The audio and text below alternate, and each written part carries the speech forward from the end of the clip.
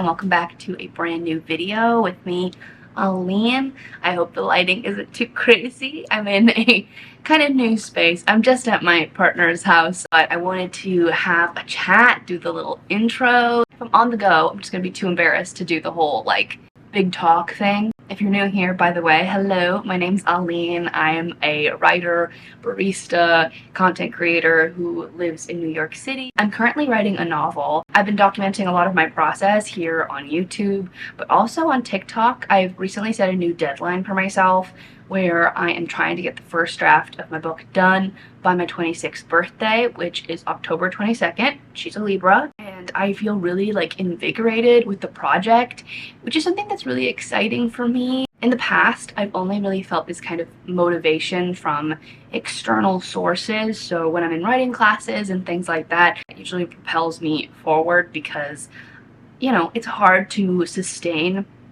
motivation consistently day in, day out when it's so private. Writing can be such a kind of lonely process. And the thing about accountability is that sometimes it helps just like quiet some of the inner doubts so that you can just, you know, experience the creative process. But which is great about this little TikTok series that I've been doing. I don't mean to plug it so much. It's just truly what I've been experiencing on the day-to-day.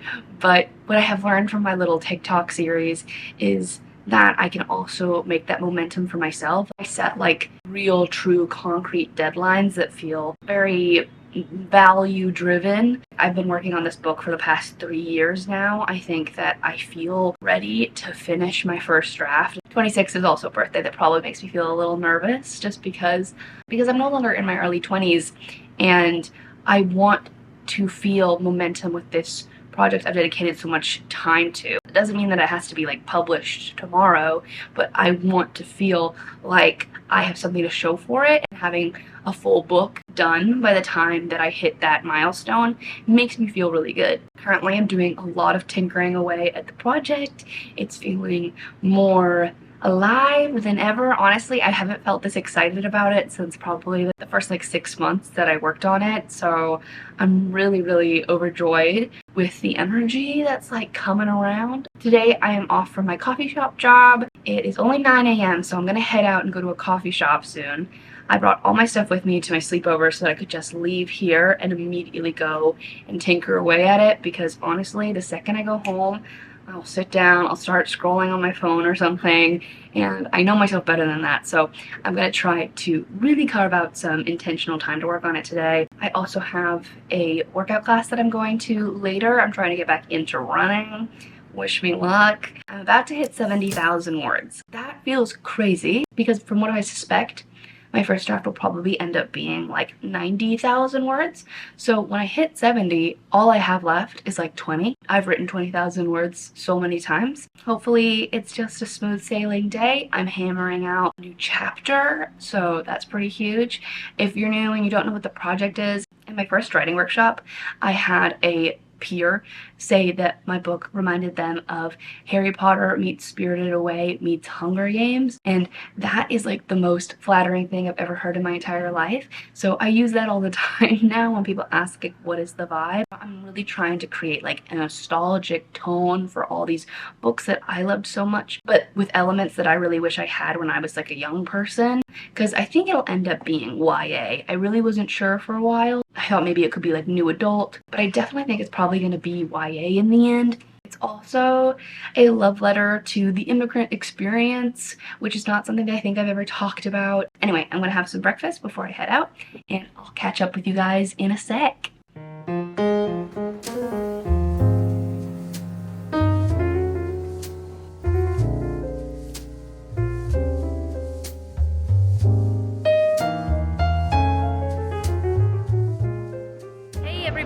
So it is much later, obviously. I tried to get some work done at my local Barnes & Noble, which sounds really silly, but they recently updated it, and the Barnes & Noble cafe looks so nice, and they have these huge windows that you can potentially sit next to and do work. But alas, everybody had that same idea, even though it was like 9:30 in the morning.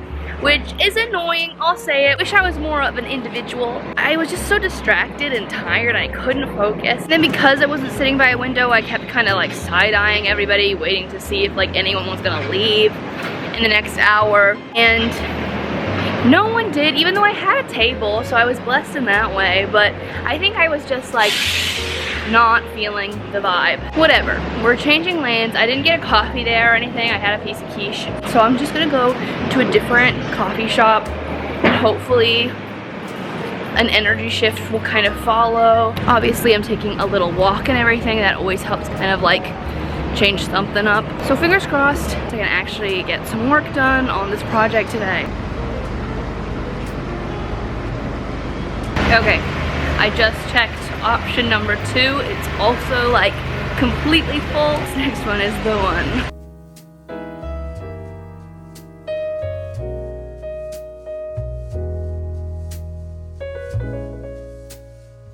I'm back at the house now. I've had a little bit of lunch. Writing at the second coffee shop definitely went a little bit better. I wrote a whole 3 paragraphs, watch out. She's coming for your bag. Now I'm feeling a little bit more normal, a little bit more regulated, but I'm gonna be honest, it's just not really flowing. And because it's my day off, I'm gonna treat myself to a little TV time and going to edit some TikToks while I do that to call it like a, you know, productive relaxation. This is so embarrassing, but I've been recently really into Ink Master, the reality show about tattooing. I like this tattoo. It's a weird thing that she asked for, a purple dinosaur that's a unicorn blowing bubbles. It's just kind of cringy. The way that they speak to each other, like they have this like kind of like schoolyard confrontational style with each other that's definitely put on for the cameras, and you can tell. Despite that, like I really do enjoy like the creativity challenge, and I think that tattooing is such an like, interesting world and very challenging skill. I've been thinking about getting some tattoos myself, putting a little bit of ink on this skin, and I've been really enjoying it. I think it's kind of embarrassing to admit. I did watch like 4 seasons one summer with my cousin when they were visiting from Chile. We burned through so much of that shit, and I think we were like renting them on Amazon, which was expensive at the time because it was like 2018, but now they're all on Paramount Plus, so I'm just taking advantage and getting a little Ink Master time in. But I think I'm gonna do that, and I think I'm gonna like edit a little bit, and my TikToks will be about my writing process, which is ironic because it's not really vibing today, or it's not really gelling. But to be fair, I think that I have been having a very good flow these last couple of days, and I feel like usually when there's a streak like that, something's bound to come in and kind of give it a little bit of a break. But I have a running class later, but I've always found that my creativity is always kind of front and center after exercising, so I'm hoping that after class I can come back home. Michelle is not going to be like in the house tonight, so it's not like I'll have anyone to distract me. Just kidding, Michelle. I just mean that like I won't get distracted by having another person there, because of course I'm a procrastinator. If like my favorite person's in the room, I'm definitely gonna be like, let's have a chat. Since I don't have that tonight, I have no excuse, so I'll take another look at my chapter. I think I am going to jump around a little bit in the plot, just so that it can give me something to really sink my teeth into, and then I'll go back and fill in the spots that I had left empty. So yeah, that's what I'm gonna do right now. I've got some water, staying hydrated. My butt is clenched. There is one other thing. Since this is Oliver's specialty, he's calling the shots. This season's gonna be the battle royale. It's Ollie versus. First time in this traditional Message if you knock people off before they're even done. Oh, Michelle, I'm about to record some voiceovers really quick. Could you put in your headphones? Thank you. The best advice I ever received while working on my novel. Now, I am a self-taught writer. I have never been to an MFA program or even have a bachelor's in creative writing at all. Everything I know is just a patchwork quilt of things I've picked up along the way. It came from a writing teacher of mine who heard it from her literary agent, and it is the single best thing. And it goes like this: do you have a plot, or do you have a situation? The best advice I ever received while working on my novel. It came from a writing teacher of mine who heard it from her literary agent, and it goes like this: do you have a plot, or do you have a situation? This simple phrase reminds me of what makes a great story. Like, is there momentum? Does your protagonist have an objective? And are there actual obstacles?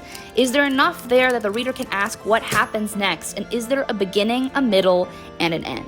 When I first heard this, I went back and I reread my work, and I found that my real first chapter was actually chapter 6 of my novel, meaning that my story was buried under thousands of words of exposition. Sometimes all it takes is for something to be said a certain way, and then it just clicks.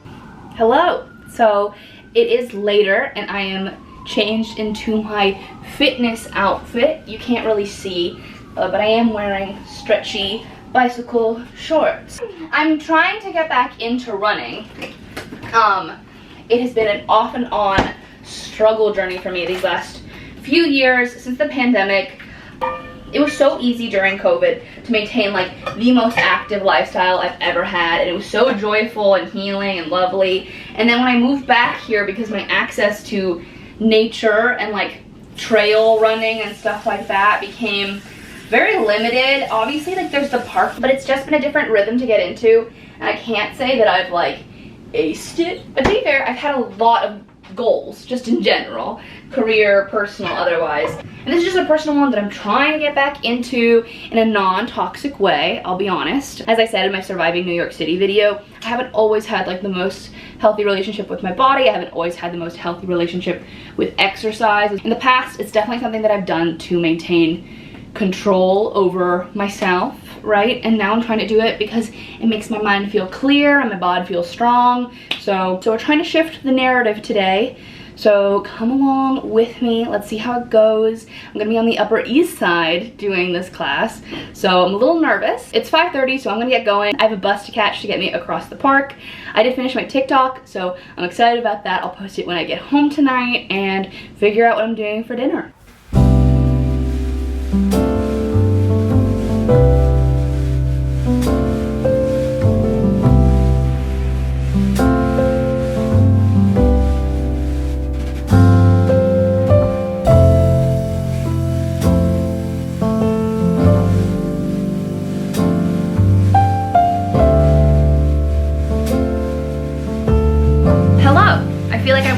Giving a bit orange in tint, but hopefully I fixed it in post. Hello, hello, hello.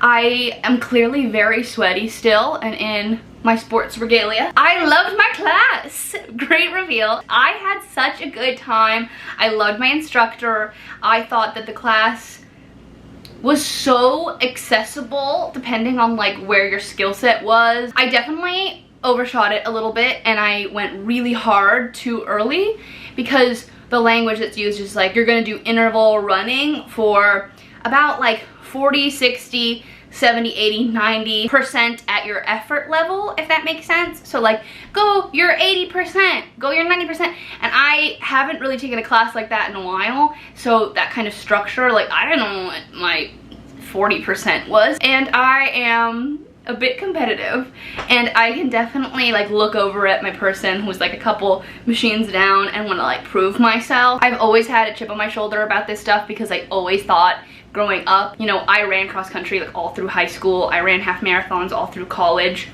and I always felt like people were underestimating me based off of my like natural body shape. I think that that was a lot of me projecting my own shit looking back, but still I think that society, like when they think of runners, think of people like this size. Maybe I turn off the overhead light, maybe that'll be something. Is that nicer? I can't tell. All that to say, I definitely did a little bit of overkill in the beginning, and I had to kind of level it out a little bit. So I don't think the ratio between my intervals were what they should have been. I went a little bit all out too fast, but I still managed to get up like quite a bit in speed. And so I feel really proud of myself. I sweat a ton, I worked really hard. I ran over 3 miles in class, which feels great. A little 5K moment. And you know, I was impressed. Like sometimes you don't know what you can do until you do it. I think sometimes I forget that like I'm on my feet like 4 or 5 times a week. I walk everywhere. I carry heavy loads like down little flights of stairs into a cellar. You know, I do like 6 rounds of ice in a day, carrying up buckets of ice. I think I forget that like that is also like stamina training. So it's nice. I'm glad that I didn't go so hard that I hurt myself. Sometimes I've done that in the past. I feel like I listened to my body a good amount, and I feel like I performed well. Anyway, I am going to now make soup, even though it's not really soup weather. I just kind of have work to do, and I just got this Instapot back here, and I kind of want to use it and just like put everything in the Instapot and just like go and do my thing, like write a little bit, shower. So I want to christen the Instapot even though it's like, you know, a 90-degree day. So, you know, I'll just blast the AC and have a little like chicken meatball Tuscan soup. You know, that's my plan and that's my evening. Anyway, I'm having a great night. I feel genuinely in like such a good mood. Endorphins are crazy. Have forgotten that aspect of exercise, I'll tell you that much. Birdie, do you want to say hi? Birdie says hello. Birdie is in her clingy era. But man, isn't she a sweetheart? But honestly, when is she not in her clingy era? So as I said, I left my soup sitting in my brand new Instapot and I headed back to my office to try to get a little bit more writing done today because the morning had not been very fruitful. I think I've talked about this before, but I'm currently in the process of just like moving forward through my first draft.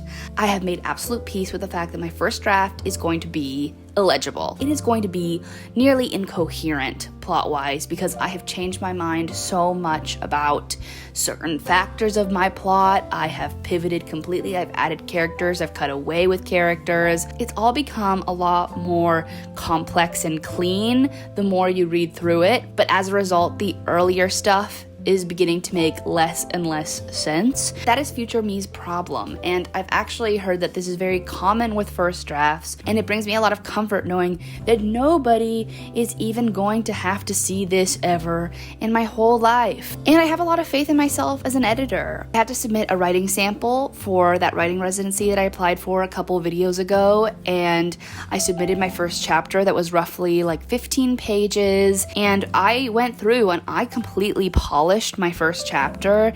And when I go back and I read that one chapter that I gave like all of my effort and energy to, this was a piece that I had edited, you know, knowing the rest of the context of the book, and it felt completely different to me. It felt so exciting. Every single time I read it, it is giving book. I know that sounds so embarrassing. Sometimes when I'm just drafting and getting words on the page, and when I'm like literally hammering away at sentence per sentence, plot point for plot point, there isn't necessarily this story, literary magic that's happening on the page. It feels a little bit more dry than that, and I get really scared that it's going to be boring. But I have a lot of faith in myself, as I said, because I can look to examples like that revisited first chapter and think to myself, like, I know how to do this. I know what to do. But I know what a good story is, and I think I'll get there. I'm really excited to get to the editing process, but right now I am enjoying the freedom that's coming from just exploring this world and its characters and seeing where it takes me. I'm also really glad that I didn't end up freaking out and I just listened to myself, went to class, and came back because, as I suspected, my mind was so much more clear after running my little 3 miles, and I was really able to get some good work done on the project, which means I'm on track to hit 60,000 by the end of July, because then for August I'm planning on hitting 70,000, September 80,000, and then October I'll try to keep it at like 88,000, 90,000, and it'll be my birthday and I will have done the whole thing. So I'm feeling really optimistic about this rhythm. It feels a lot more real than a lot of goals that I've set for myself, so I'm pretty happy with that. All right, let's go look at my soup.